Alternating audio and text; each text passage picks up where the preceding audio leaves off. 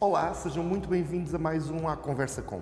Hoje estamos pela belíssima Ericeira, na Casa de Cultura Jaime Lobo e Silva, que acomoda por esta altura a fantástica exposição que conta a vida da história de vida da minha convidada.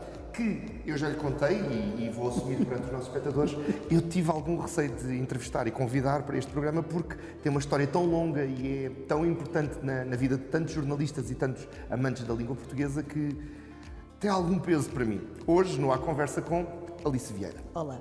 Alice, muito obrigado. Não tenha medo. Não tenho medo. Não, medo não é. Sabe que é aquela coisa do temor, não é? Do receio de não conheças os teus heróis. Claro, é isso.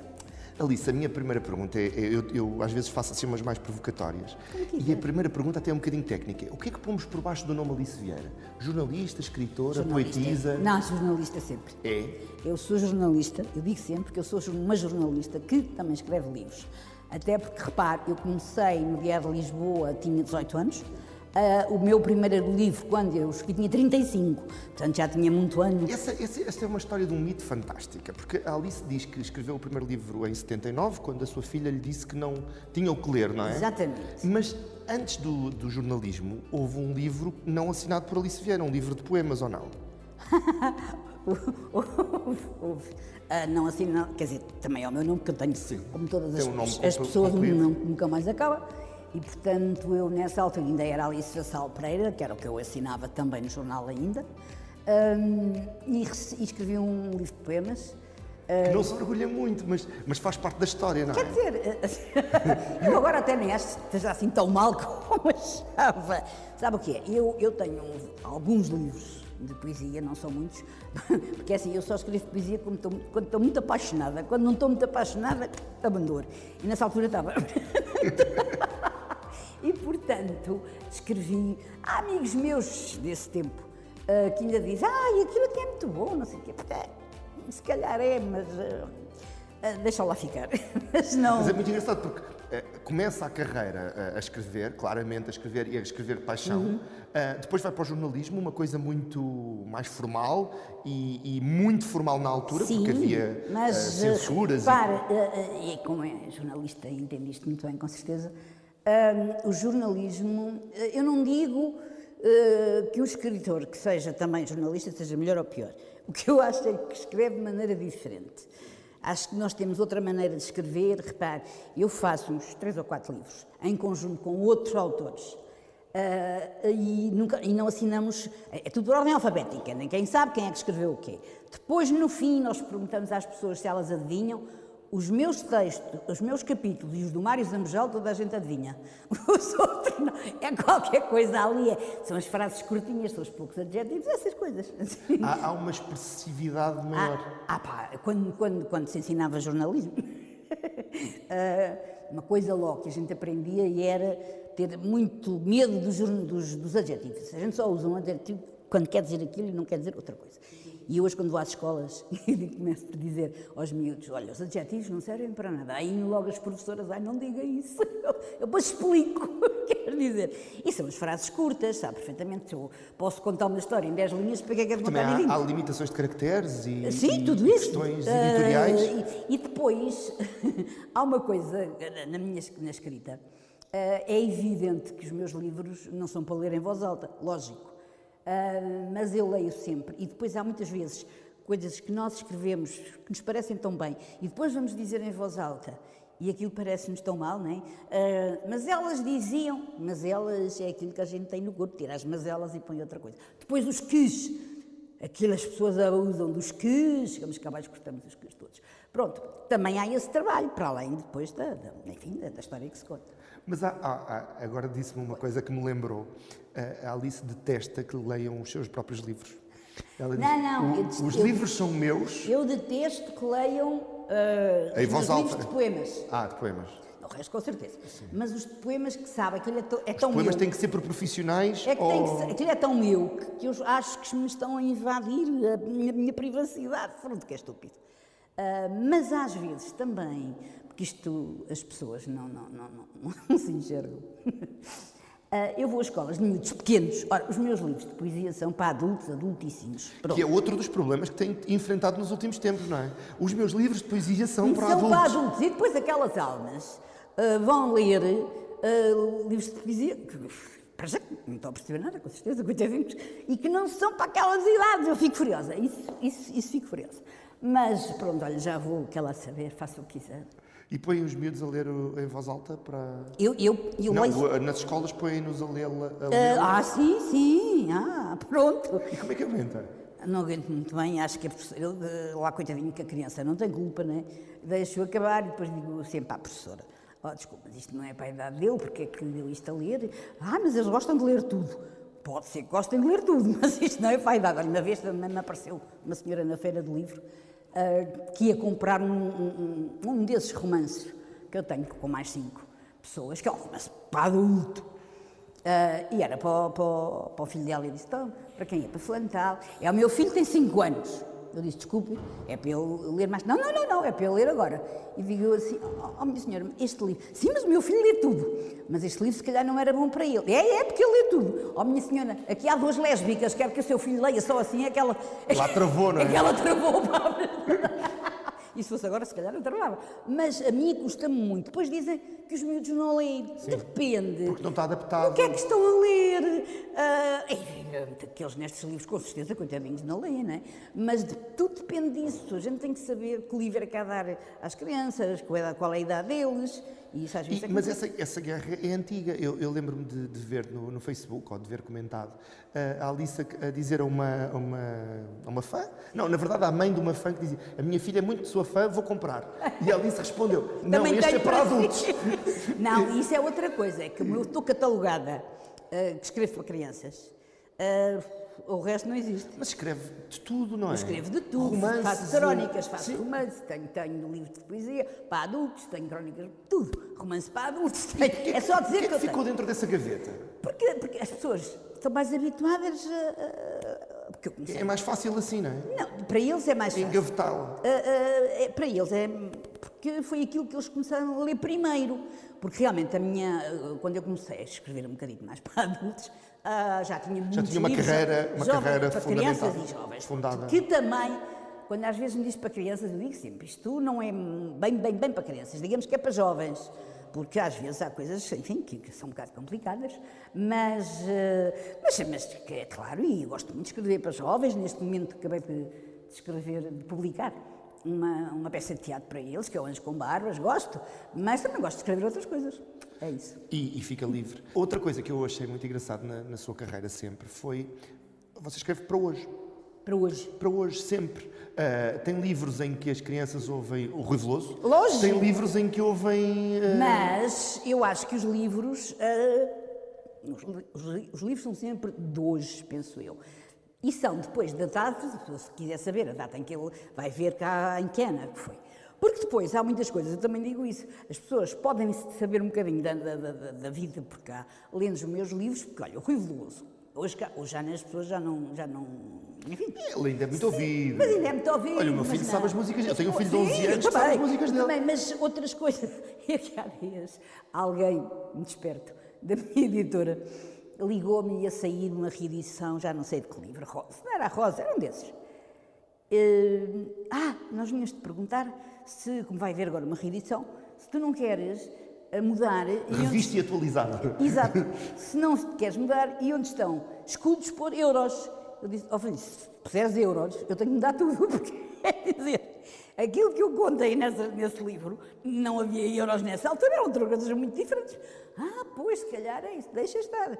Onde há escudos, onde há euros, há euros. Pronto. Porque acaba por ser muito difícil. Porque é o tempo em que aquilo é escrito, não é? Se nós fôssemos atualizar tudo, era um horror, não é? Não era impensável. E é obrigar o espectador a... Mas nos euros já se ouvia estas cantigas, não se ouvia, e pronto, e de resto... Mas o Sherlock Holmes hoje, com o telemóvel, resolvia-se quase tudo, não saía de casa. E eu, assim, a minha fonte, quando eu preciso agora já não, já sei umas coisas, mas quando eu precisava de pôr cantigas atuais, mas de agora, é sempre a minha neta que é especialista. Olha lá, O que é que eu ponho? Há este, o que é que tu gostas? Eu gosto deste, mais nova. Gosto deste, gosto daquele, e pronto.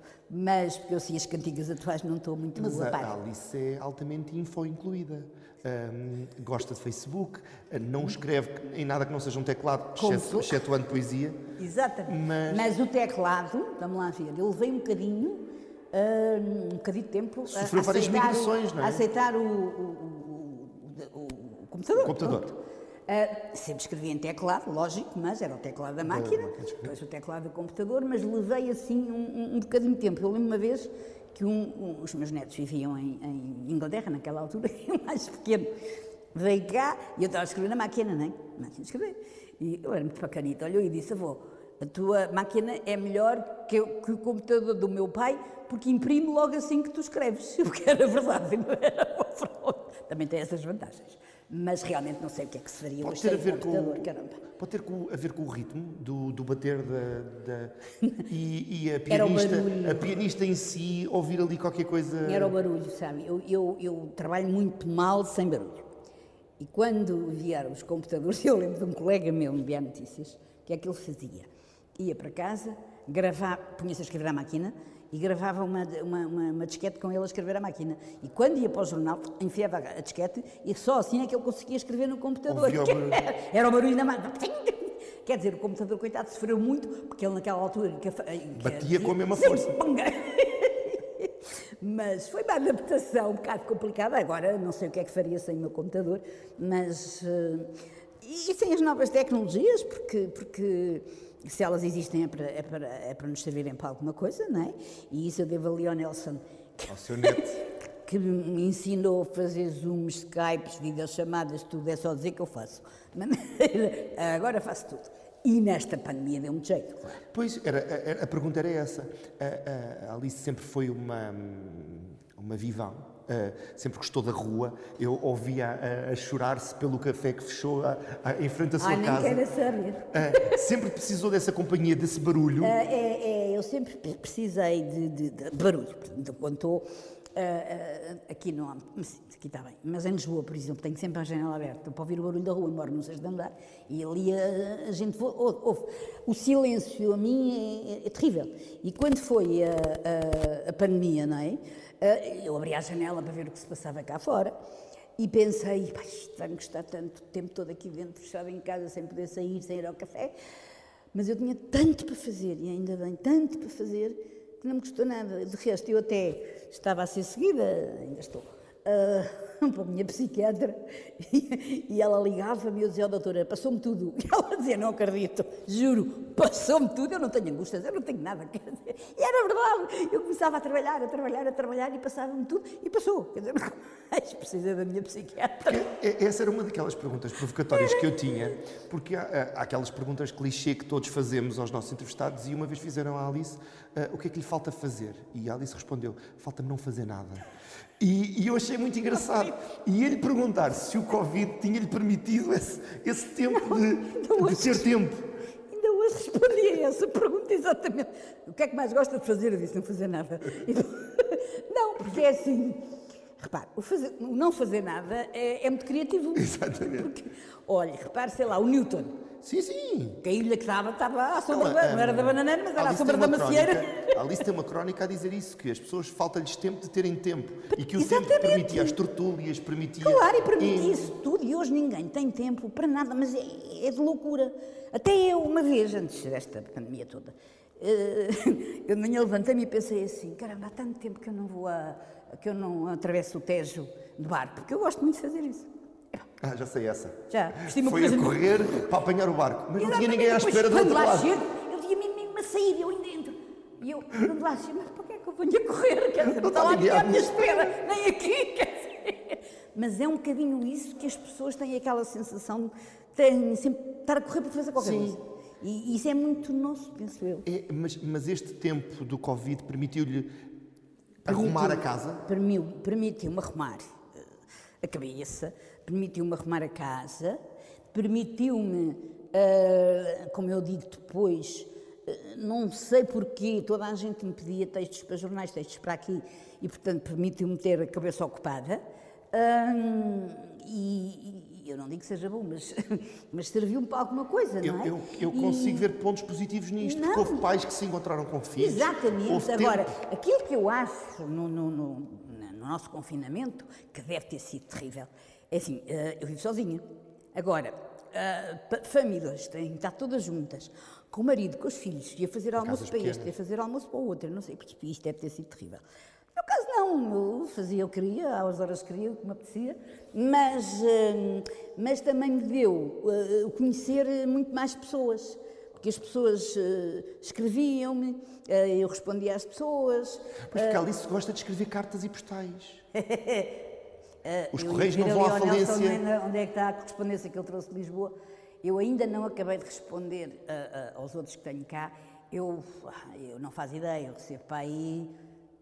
eu tenho para aí, sei lá, centenas e centenas para responder ainda, que ainda não respondi. E depois, quando me desperta, respondo por mail, obrigada pelo postal e não sei o quê, eles respondem sempre, mas queremos o postal de volta. E pronto, eu habituei-os mal, né? A escrever postais para toda a gente. Mas gosta desse processo? Gosto muito. E depois recebo postais e cartas engraçadíssimas. Eu ainda hoje não percebo, recebo muitas cartas de miúdas lá da Rússia, ainda hoje não percebo porque é que o meu livro, A Espada do Rei Afonso, que é a história do Dom Afonso Henriques, é tão popular na Rússia. E as miúdas escrevem-me e dizem, nunca pensei em saber tanto sobre o Dom Afonso Henriques, eu depois calculo. E depois há assim, ainda no outro dia, aqui um rapaz que está aqui no centro comercial, que tem uma tabacaria, que é do Bangladesh. Há um livro meu que foi traduzido, e eu estava a olhar para aquilo, mas que raio de língua é esta? E depois, de repente, tinha aquilo no meu computador, no meu telemóvel, e mostrei, bom, diz lá, isto é a tua língua. Isto é Bengali. Olha, tenho um livro traduzido na tua língua.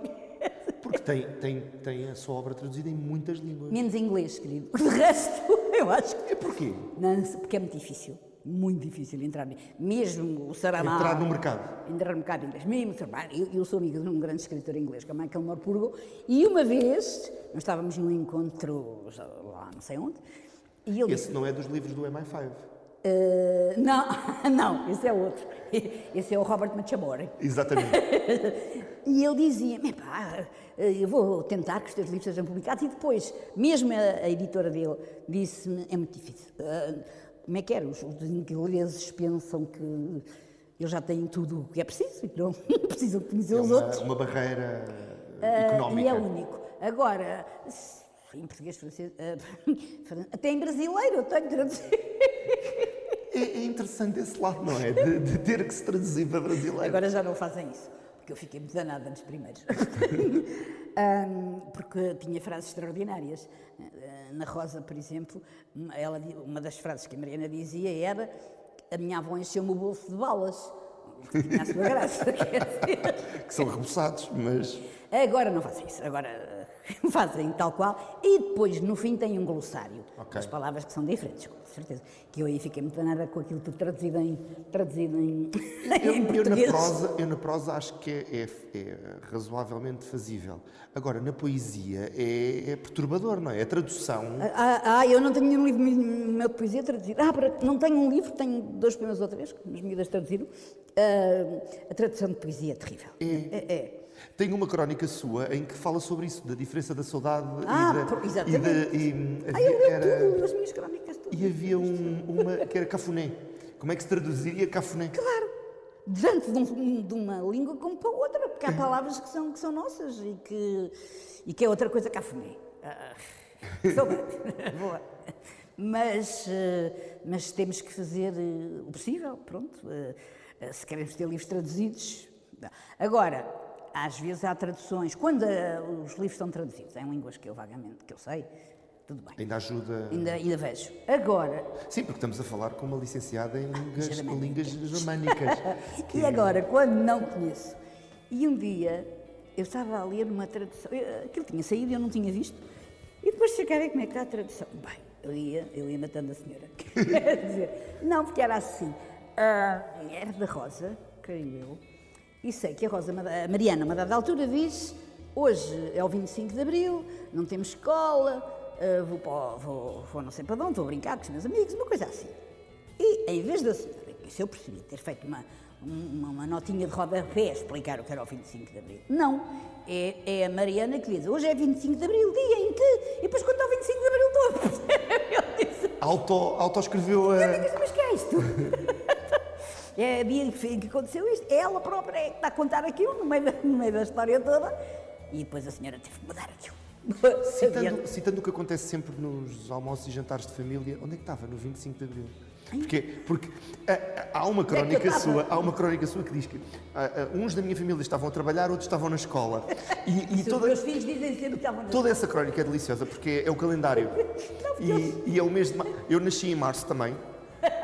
Mas na minha família sou o único, então tenho essa vantagem. Ao contrário da família da Não, Alice. mas os meus filhos dizem sempre que bom que foi o 25 de Abril, que não tivemos escola. E é verdade, porque ele estava na escola e a escola fechou. Mas eu no 25 de Abril, é assim, eu no dia 25 de Abril estava a ouvir ópera no Coliseu dos Recreios. Era a Norma, mas já não me lembro quem era, com o Alfredo Krauss e a Joan Sutherland. Pronto, e estávamos lá a ouvir aquilo. Quando eu saí já era bastante tarde, né? E aquilo foi um delírio, toda a gente atirava caravos. Mas isso no 25, do 25 à 24 noite? a 25. Okay, sim. De 24 para 25. Toda a gente atirava caravos para o Krauss, não sei o quê, e foi uma alegria. Quando eu saí, e quando saímos todos, achei aquilo um bocado estranho, porque havia assim um movimento esquisito. E depois disto, disseram que a Joan Sutherland, quando saiu e viu assim já um chamite assim à porta, pensava que aquilo era para levar a casa. Eu pensava para isso, mas pronto. Depois cheguei a casa e o meu marido diz-me, pá, olha que aconteceu aí qualquer coisa. E a gente naquela altura o que é que pensava? Que era um golpe do Causo, assim, da extrema-direita. Eu olho, Zuca, vim logo para a rua. Vim logo para a rua, porque andei com aquela coisa toda, e foi assim um dia extraordinário. E lembro-me nem me lembro de ir a casa. Eu trabalhava no Diário Popular e o chefe de redação do Diário Popular, aquilo não era preciso ir à censura, que ele cortava mais do que a censura. E eu entrei logo de manhãzinha para o Diário Popular a dizer, olha, se o senhor hoje me corta, nem que seja uma vírgula, eu nunca mais ponho aqui os pés. E ele olhou para mim e diz, minha senhora, nesta casa não mudou nada. Passado umas horas era saneado, evidentemente, mas que ele mudou tudo. Não, mas foi assim um dia extraordinário. E é muito engraçado, porque o Alfredo Krauss, que vinha cá cantar muitos anos, dizia sempre, quando eu entrevistava sempre, quando eu o entrevistava, e não se esqueça de lá pôr, que os primeiros escravos da vossa revolução foram para mim. Realmente tinha toda a gente fica com créditos tudo a tirar cravos para o Krauss lá no palco. Realmente foram. Não, isso foi assim um dia. Para mim é muito engraçado, porque eu não me lembro, mas não me lembro mesmo, de haver divisões entre o 25 de Abril e o 1º de Maio. Ok. E está colado? É tudo um dia. Porque eu fui para aqui, porque eu fui para lá. Entreguei as crianças e fui à vida. Não. Foi vivido intensamente. Intensamente, para toda a parte. Foi assim uma coisa extraordinária. E depois quando foi o 1º de Maio, daí foi muito bom. Quando foi o 1º de Maio, eu fui para lá para a manifestação. Para a Alameda? Com o 1º de Maio. O primeiro de Maio. Com muitos colegas do jornal. Então, era o Stal Monteiro, já não sei quem era, o outro Eugênio Alves, acho eu. Eram assim. E depois nós chegámos um bocadinho. E tínhamos combinado todos uns com os outros. E quando chegámos à manifestação, nós três, não vimos os outros. O Stal, que era mais alto, começou a ver se via. Estão ali. E realmente estava assim uma grande estandarte com uma tesoura, percebes? A cortar, olha a censura, pronto, vamos embora. E fomos todos, até descobrimos que aquilo era o lugar do Sindicato dos Barbeiros. A gente marchou gloriosamente com o Sindicato dos Barbeiros. Mas foi lindo. Podia ser pior. Ou das costureiras. Por acaso era dos Barbeiros, mas foi muito lindo. E pronto, foram assim uns dias extraordinários. E sofreu muito no antes do 25 de Abril?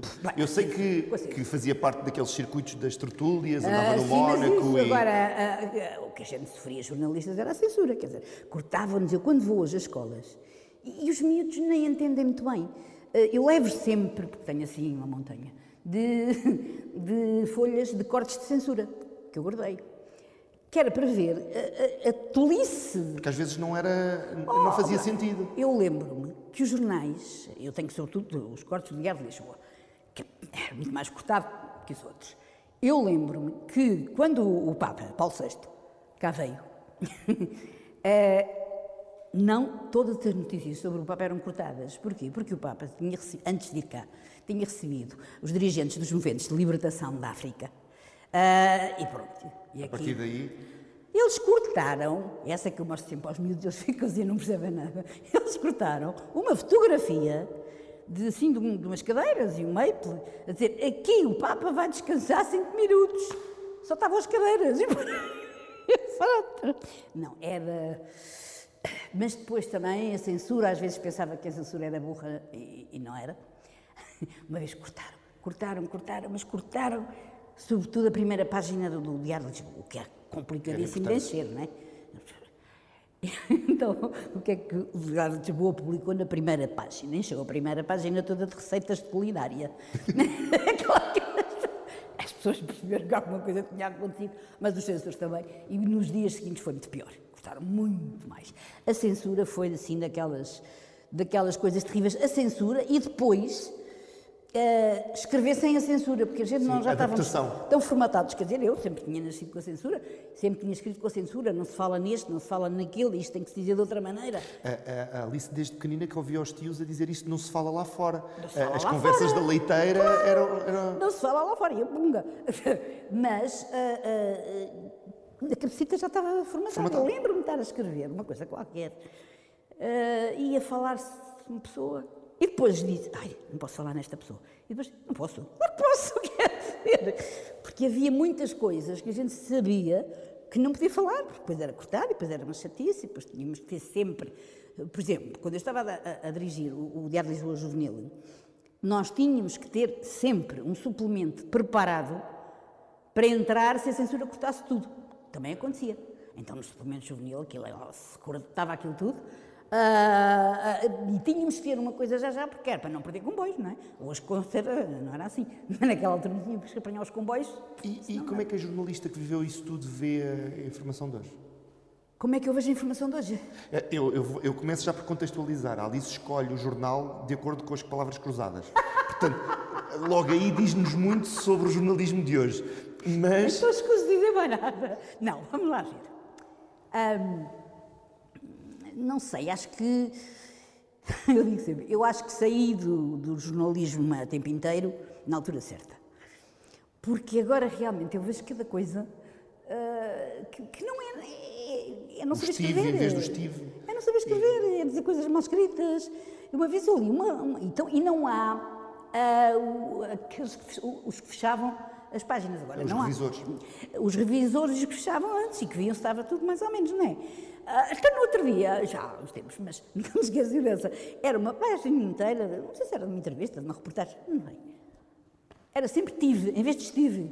Eu tive com não sei quem, eu não sei que tiveram não sei com quem. Eu disse, mas o que é isto? Quer dizer, é sobre tudo isso, é um bocado de ignorância que eu não percebo, porque eu já tantas escolas de jornalismo e faço tantas coisas de jornalismo. Mas não pode ser a questão do tempo, outra vez? Eu tive sentado, figurativamente, nessa cadeira, um ex-diretor de informação da SIC, que dizia que quando os jornalistas não saem do gabinete e a única coisa que vêm são feeds de notícias... Feeds não.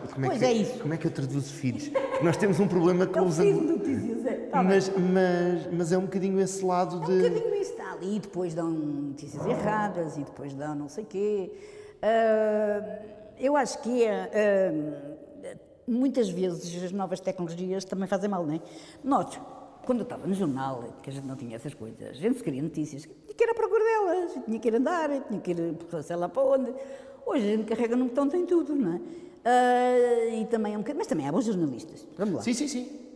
Há bons jornalistas. E há grandes reportagens. E há grandes reportagens, mas, por exemplo, agora o Diário de Lisboa, o Diário Notícias, que esteve em online, depois já só saiu, mas agora sai sempre. Eu tenho muita pena, porque foi o jornal onde eu estive mais anos. É só artigos de opinião, sabe? Artigos que não têm nenhuma... São gratuitos, não é? Não tem que se pagar. Claro. E pá, quem São gratuitos porque às vezes aquilo também é publicidade ao quem é próprio. que vai não é? ler aquilo, não é? Não sei se... Não sei se... Não, você é muito novo. Não deve ter assistido. Eu vou-lhe contar, eu nasci no ano em que começou a escrever oficialmente. Está a ver? Mas, uma vez houve um colega meu que dizia isso mesmo, quer dizer, nós escrevemos, vamos publicar, os nossos lá, os chefes lá, os jornais, nem leem o que é que a gente escreve, nem nada, a gente publica. Cá o pessoal também não lê. Então fez uma coisa, estava a fazer um artigo qualquer, isto foi no Expresso, a fazer um artigo qualquer e depois abriu assim um parênteses e escreveu: Balsemão tal é da cuca. E aquilo saiu. Depois foi um grande problema, mas pronto, ninguém viu, ninguém leu, ninguém acabou. Como foi um grande problema um feed da Lusa em que classificava uma deputada pelo tom da pele, não é? Claro!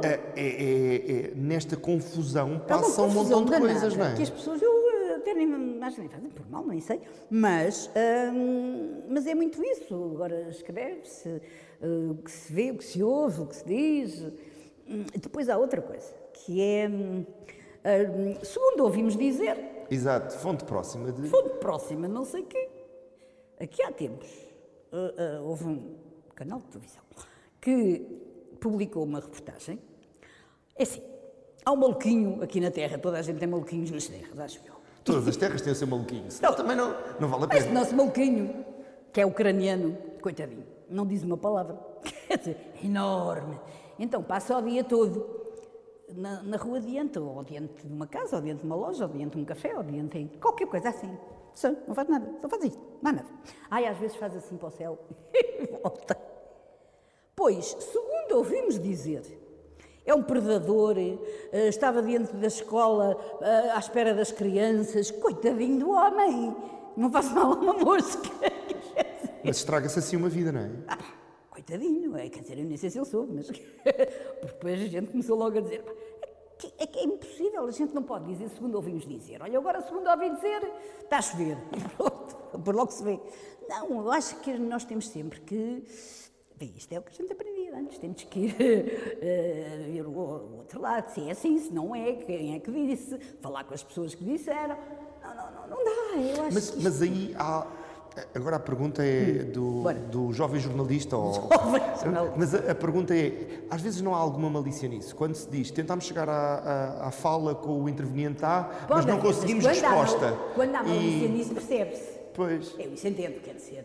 Porque se eu vou fechar a peça às 5 não. e telefone a um este quarto para as fulano, 5... não respondeu. Exatamente. Isso é outra coisa. Isso é outra coisa e a gente depois percebe, não é?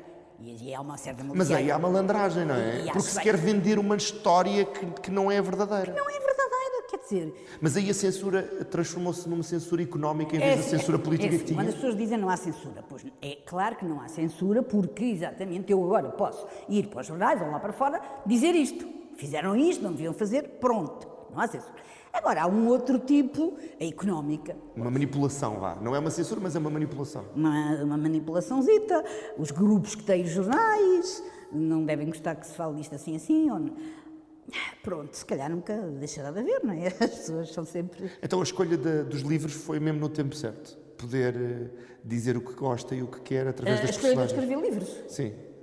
Deixar o jornalismo mais formal. Sim, mas afastar-se um bocadinho... O escrever livros... vamos lá ver. A escrever livros porque me obrigaram, quer dizer, porque os meus filhos me obrigaram. E eu aí pensei, lá escrevi a história, que era a Rosa, a minha irmã Rosa, escrevi... querem uma história, então sentem-se aqui. Então escrevemos os três, eles ainda hoje acham que o nome deles também devia ir.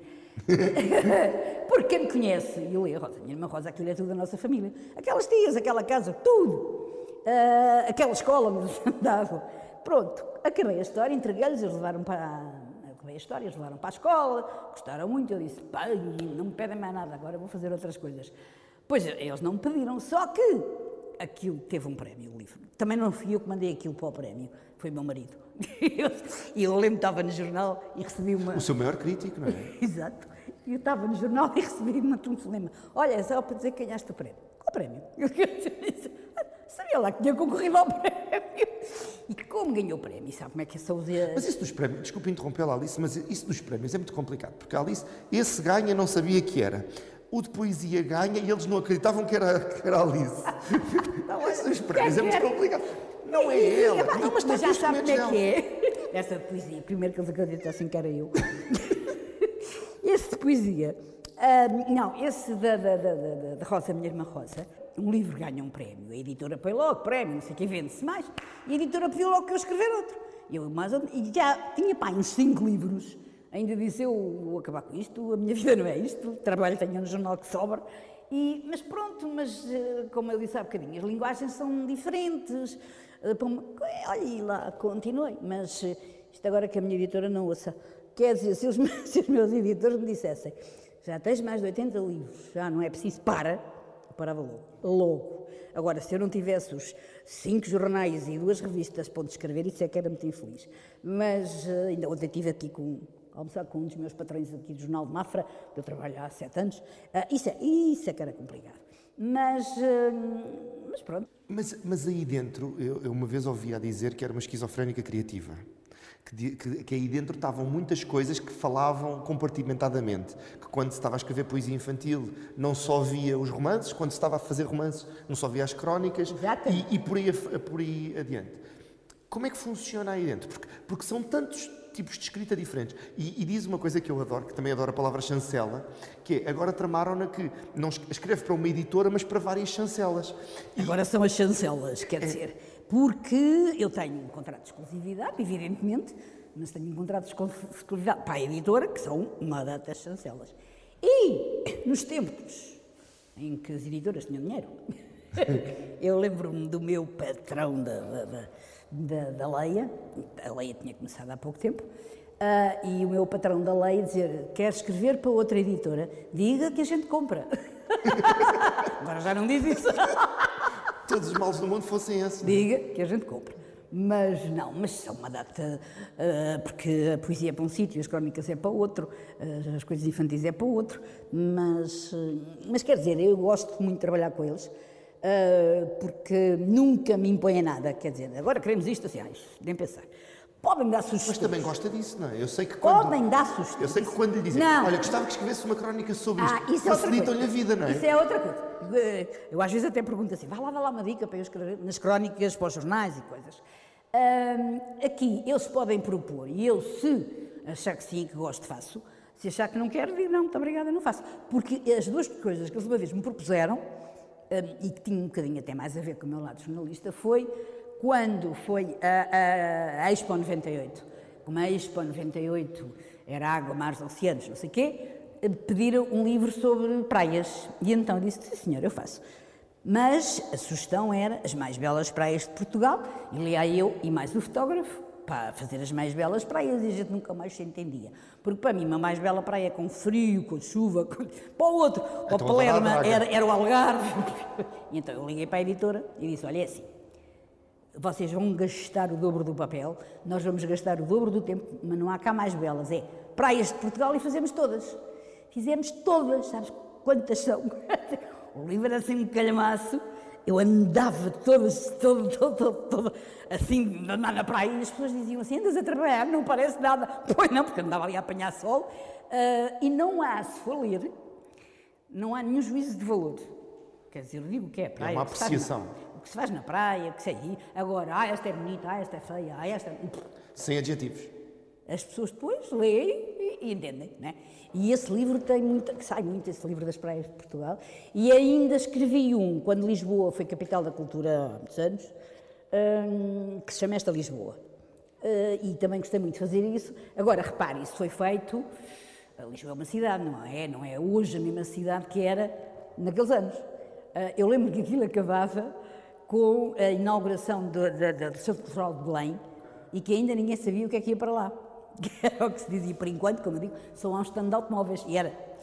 Aqui passado há 10 anos, o meu chefe, o Seferino, disse, e se a gente fizesse uma reedição disto? Eu disse ao Seferino, das duas uma, ou eu faço mais 3 capítulos... Ou então não faz sentido. Ou não faz sentido. Quer dizer, porque a parte histórica é óbvio, com certeza, mas depois a parte moderna, não faz sentido, as coisas já não estão lá, já não são assim, já não... E, portanto, Não está reeditado, deixa estar, aí está, é daquela época, não se vai reeditar, porque uma cidade não está morta, não é? E como é que funciona o dia-a-dia? Há um horário para prosa, trabalhar. poesia e Poesia, crónicas? como digo, não, poesia agora estou parada. Não está apaixonada? Ali uma amiga minha que trabalha ali num restaurante diz que me há de arranjar um viúvo rico, mas como ainda não me arranjou nenhum viúvo rico. O mercado está mal, nesta altura. Há muita procura e pouca O oferta. mercado está mal, nesta altura não. Mas é verdade, eu sou assim é que faço. O resto é assim, eu cumpro muitos prazos. No limite, como boa jornalista. Exatamente.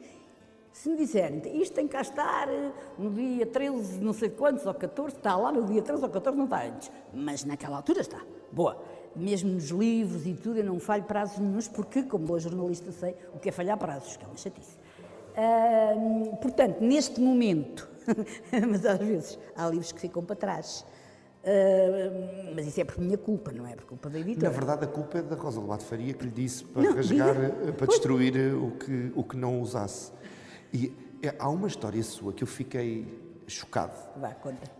Que é um romance juvenil que é destruído e começado de novo. Que a Alice destruiu. São três, quase. São três, pronto. Três. Pior ainda. É assim, se tenho a certeza de que posso fazer um bocadinho melhor, mesmo que aquilo não esteja mal, eu deito. Mas é do zero. Voltamos à folha branca. Fora e começo do princípio. Tanto que a minha editora, às vezes, quando eu digo, olha, este livro, não me digas, deitaste fora. não deitei fora.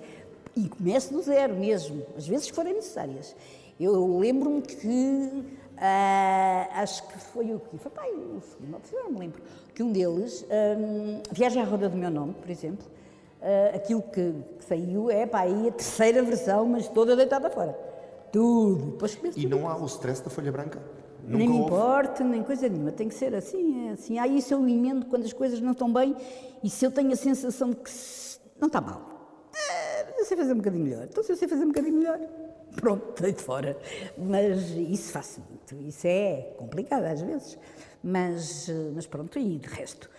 Depois, agora... E a folha branca não mete medo? Não. Nunca houve aquela coisa do bloqueio do escritor? O que é que eu faço que eu não tenho bloqueio? Faço malha. Pensei que ia-me dizer cozinho. Põe-me ali. Porque temos aqui uma história que eu sou fascinado, que é 3 anos a inaugurar uma mesa de jantar. Desculpa, é porque não me conhece. Porque para além de eu 3 anos de inaugurar a mesa de jantar... Só para os espectadores perceberem, o que aconteceu foi, a Alice comprou uma mesa de jantar e durante 3 meses houve celebrações com várias pessoas diferentes a celebrar a nova mesa de jantar. Exatamente, mas isso não é nada, porque todas as pessoas que me conhecem sabem que eu festejo os meus anos para aí 3 ou 4 vezes ou 5 vezes por ano.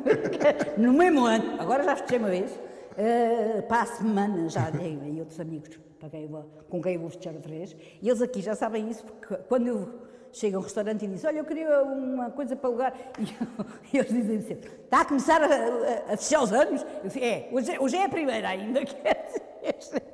Eu sou muito festa, sabe? Eu acho que se tem que celebrar isso.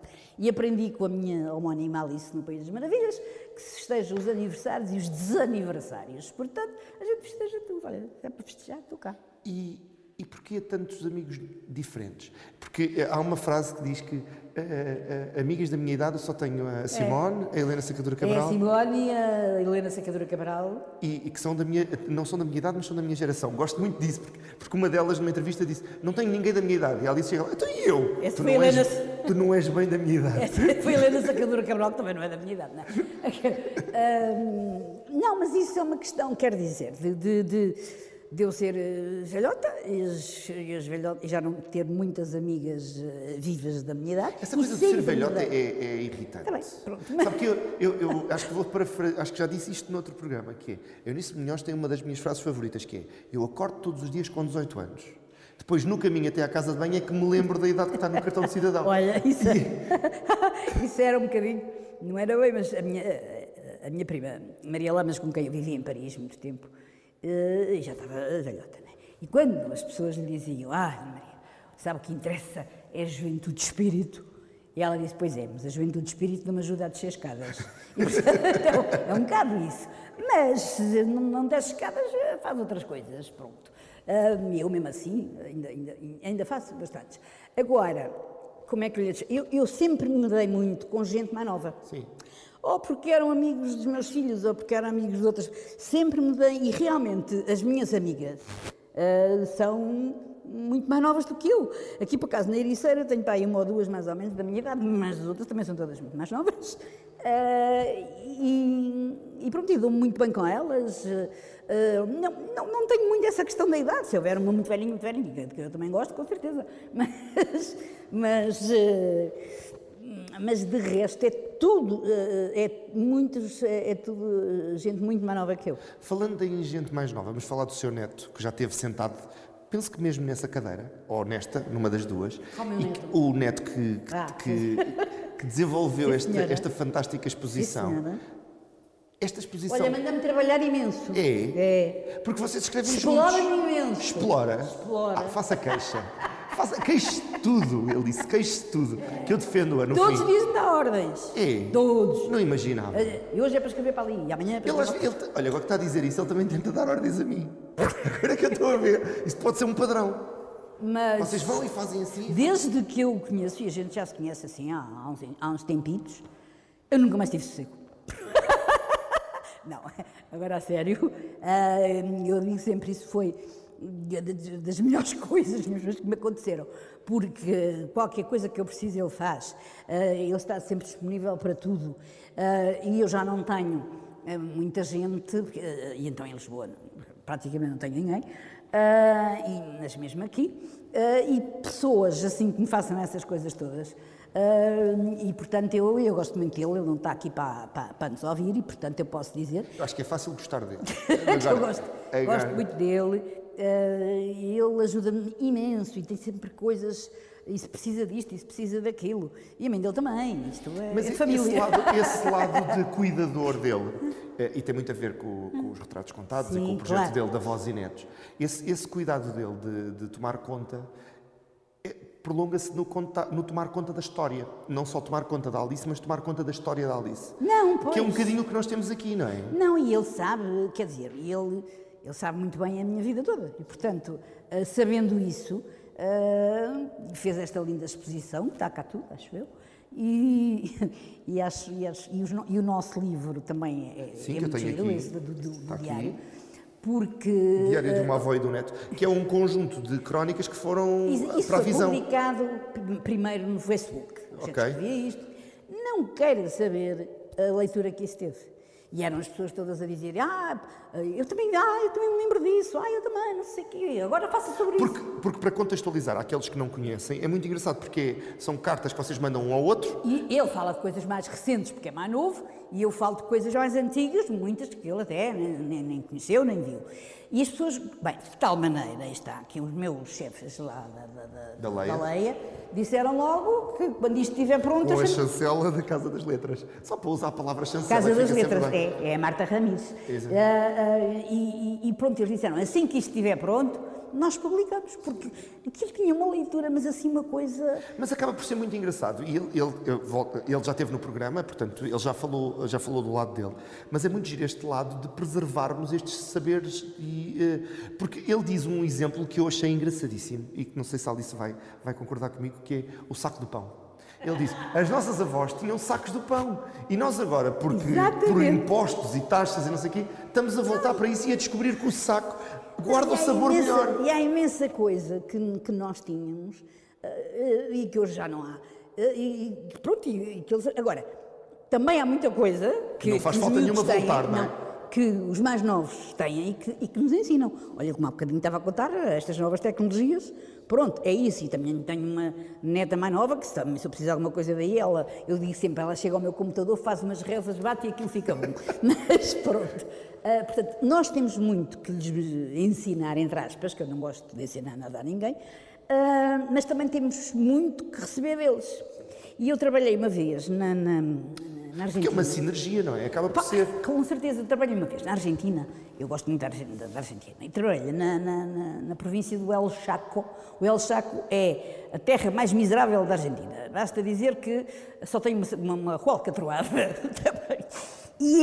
Mas havia lá um escritor que tinha uma organização, que era o Mempo Giardinelli, que fazia todos os anos encontros entre avós e netos. Durante o ano, os avós iam à casa dos netos, os netos iam à casa dos avós, eles ensinavam-lhes umas coisas, os miúdos ensinavam-lhes outras, e depois, no fim de cada ano, havia um prémio para a melhor avó, para o melhor neto e não sei o quê.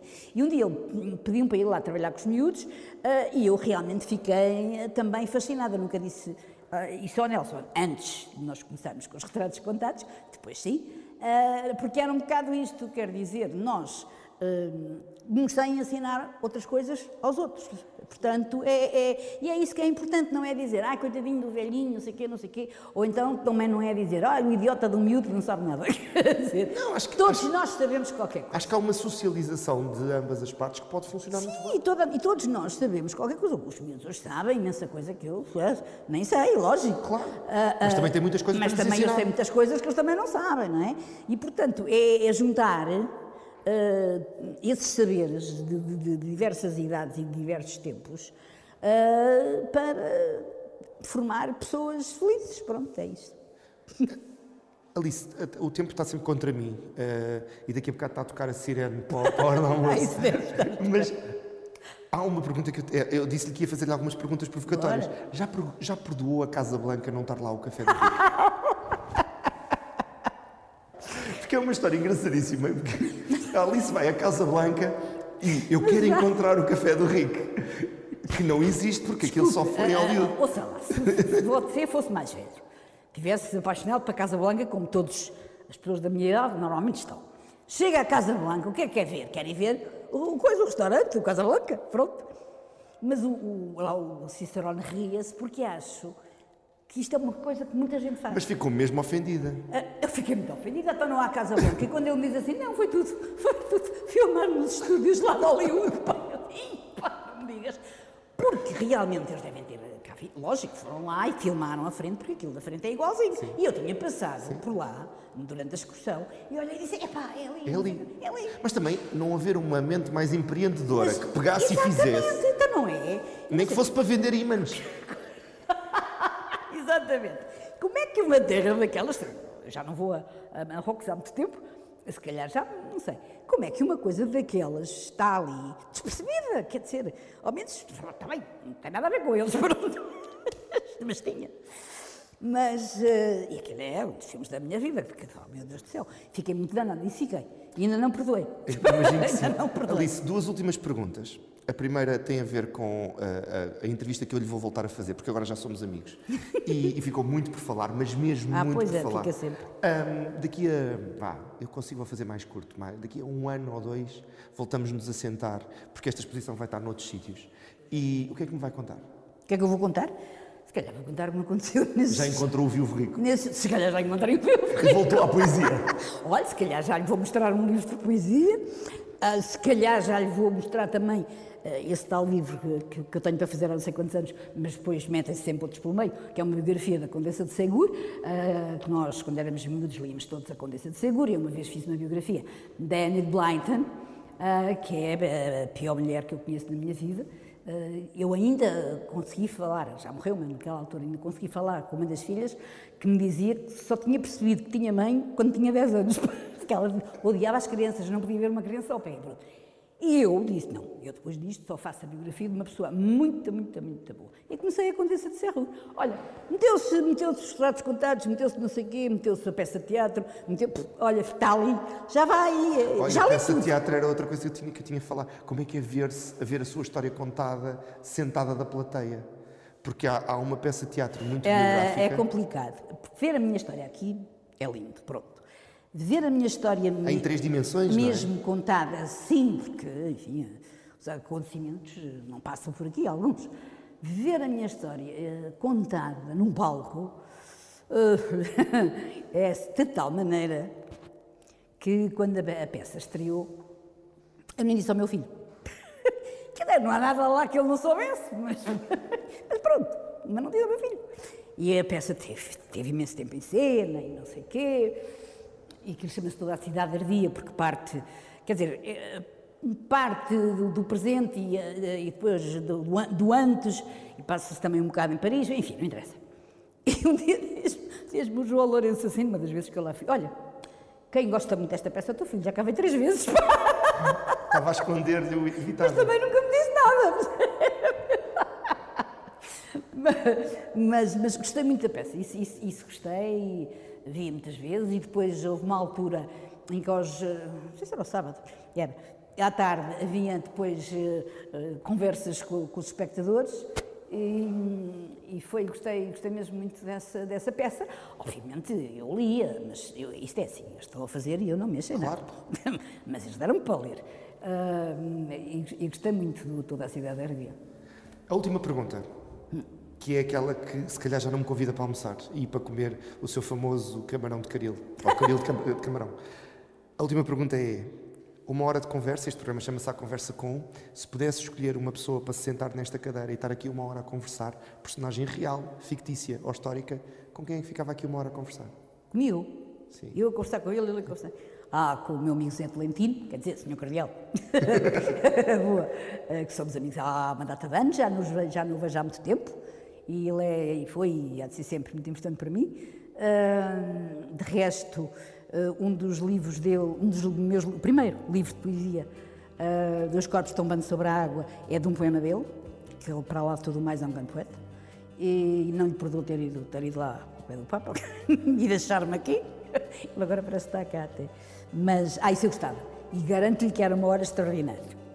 Muito bem passado. Muito bem. Esta também foi, Alice. Muito obrigado por esta conversa. Voltaremos a encontrar-nos com toda a certeza.